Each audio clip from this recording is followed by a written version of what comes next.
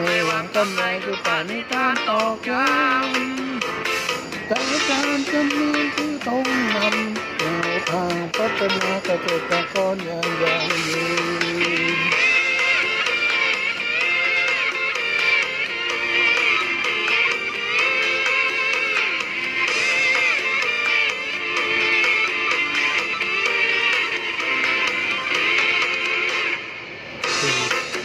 ต่อปีที่หนึ่งและที่ไหนภารกิจหลักร่วมพัฒนาชนบท